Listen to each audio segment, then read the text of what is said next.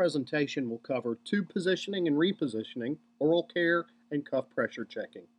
This is important for the following reasons. Number one, verification that the endotracheal tube is secure and in the proper position is one of the most important duties of the critical care therapist. So do this first.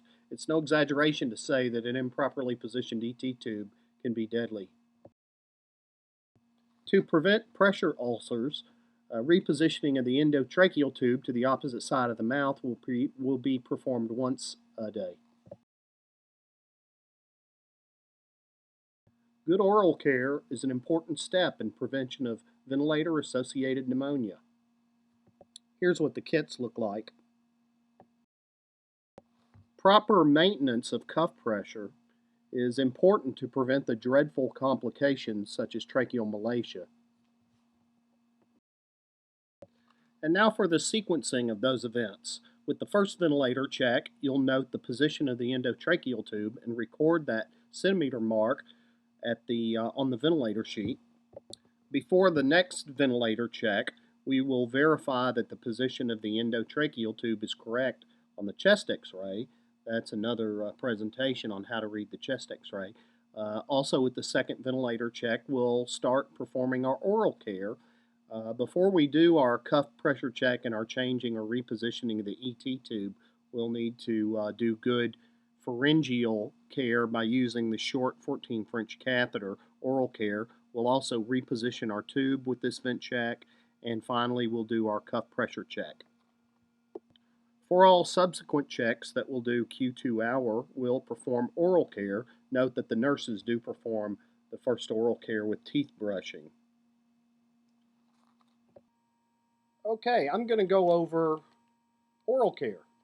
We use a kit that looks something like this, and inside this kit there is a liquid here. Now you might notice that on the Sage kits there's two different color liquids.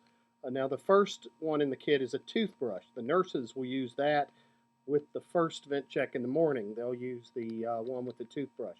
But we also have this one with the blue label on it. That liquid contains hydrogen peroxide and baking soda. And we'll alternate that with the one with the other alternating color label, and that has just like a mouthwash type of solution. Also, there are two swabs in here.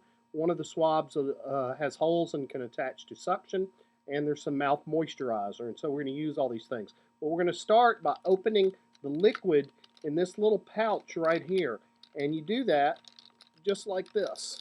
You squeeze it and pop. You hear that? And you can not only hear it, but you can see the liquid that's been released down in the bottom. And now I'm ready to open it up.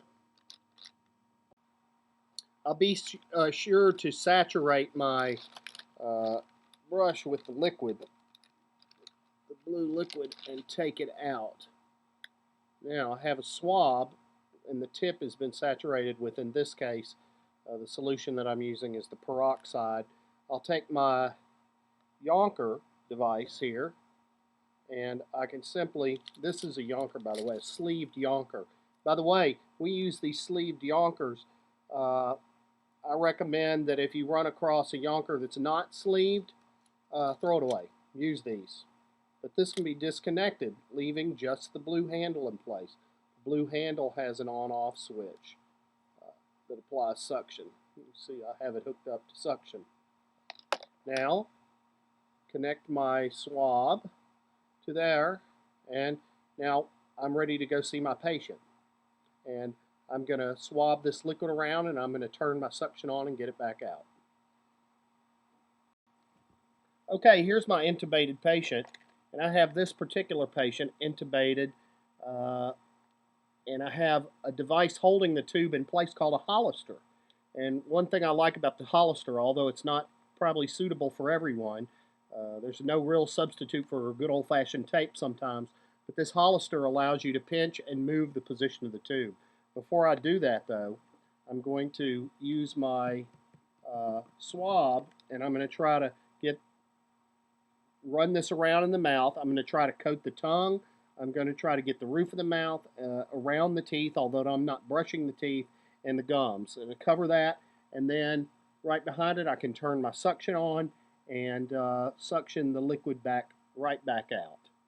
So this not only cleans the mouth, there's no rinse cycle, so to speak, with this. You just use the liquid, and it does foam up a little bit. The peroxide solution does. The mouthwash one does not, that we alternate with. After this has been done, I'm going to remove and I'm going to get another device. This device is a short 14-French catheter. See there? It's, what would you say, is about 9 inches long. And this catheter is made to clean out the oropharynx. I can follow along the side of the tube real carefully. Now, of course, patients don't like this at all, but I can follow along the side of the tube, turn on my suction, and I can get that area, the laryngopharynx area, which really is kind of impossible to get with the Yonker device by itself. So because of its flexibility and because it can go deeper, it has the ability. And I should do a deep maneuver, a maneuver to get the pharynx if I'm going to do cuff pressure, if I'm going to change my tube position. Anytime you do procedures like that, it's important to be real careful and get that area of the larynx, because this alone, the Yonker by itself, is too rigid to really get deep enough.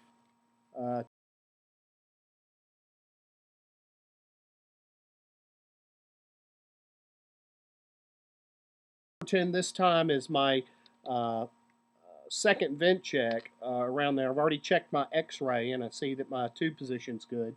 So now I'm going to clean my mouth out. I've done oral care on this side. I'm going to move my tube to the other side of the mouth now. That's the great thing about this Hollister. You just unlock it and move it. And now I can do repeat the oral care and repeat the oral care on this side. Okay?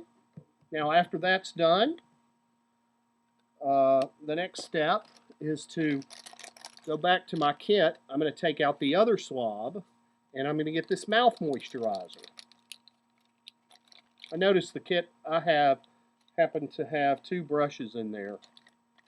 I didn't realize this particular kit had 2 brushes. The mouth moisturizer will be coated. Of course, I'd have gloves on, but I'd coat my swab good with mouth moisturizer. The purpose of this is to coat all inside surfaces of the mouth. So after you've done oral care, and in this case I've done oral care, I've done a deep cleaning of the laryngopharynx with my catheter, and I've changed my cuff position. Now I'm going to follow along with my mouth moisturizer, and I'm going to coat all the surfaces on the inside of the mouth with this mouth moisturizer. Finally, after that's done, I can do my minimal leak or cuff pressure check.